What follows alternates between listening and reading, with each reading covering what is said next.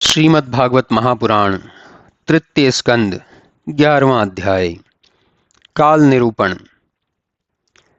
हे साधो, पहले तुम समझो कि वस्तुतः परमाणु क्या है। जब किसी परमाणु को काटते काटते अंतिम अंश बच जाए और उसका फिर विभाजन न हो सके तो उसे परमाणु की अपेक्षा नहीं करता। परमाणु के दो भेद हैं, एक अणु और दूसरा तृण रेणु। जो परमाणु का एक अणु और तीन अणु का एक त्रिश्रेणु होता है, यह सूक्ष्म और अव्यक्त होता है। घर में खिड़कियों और झरोखों के मार्ग से सूर्य की जो किरणें प्रवेश करती हैं, वह धूल सी उड़ती हुई दिखाई पड़ती हैं, वही त्रिश्रेणु है।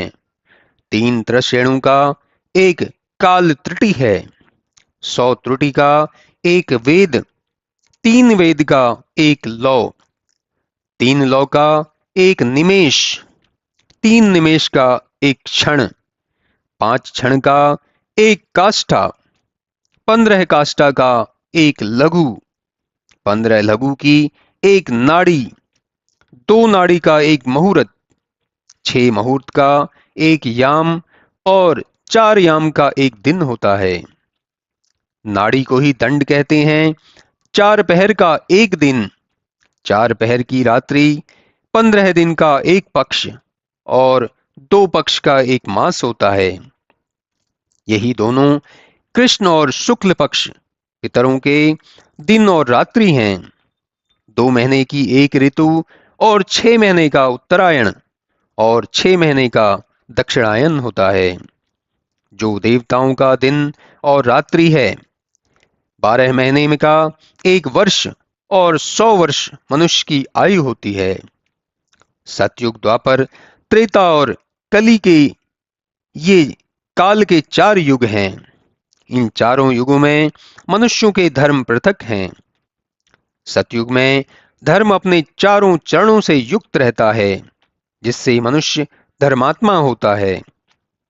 इसके बाद के युगों में धर्म के एक एक चरण घटते चले जाते हैं और तदनुसार मनुष्य के धर्म का ह्रास होता जाता है। इस त्रिलोक से बाहर महरलोक से लेकर ब्रह्मलोक तक 1000 चतुर्युगी का एक दिन और 1000 चतुर्युगी की एक रात्रि होती है। रात्रि के अंत में ब्रह्मा जी लोक की रचना करते हैं और जब दिन होता है तो उसमें 14 मनु भोगते हैं। 71 चतुर्युगी तक मनु अपने अपने मनमंत्रों को भोगते हैं। जब ब्रह्मा जी का दिन समाप्त होता है तो वे चुप होकर विश्राम लेते हैं और समस्त लोग उनमें लीन हो जाते हैं, जिसे प्रलय कहा जाता है। प्रलय के पूर्व शेष जी के मुख से अग्नि की ज्वाला और प्रचंड पवन से समुद्र की लहर उठकर तीनों लोकों को डुबा देती है। तब शेष जी को अपना आसन बनाकर श्री विष्णु जी योग निद्रा से नेत्र बंद कर उन पर शयन करने लग जाते हैं। किंतु काल की गति उनकी 1000 वर्ष की भी परमायु समाप्त कर देती है और इस आयु को परार्ध कहते हैं। परार्ध के भी 2 भाग हैं, पूर्व और उत्तर।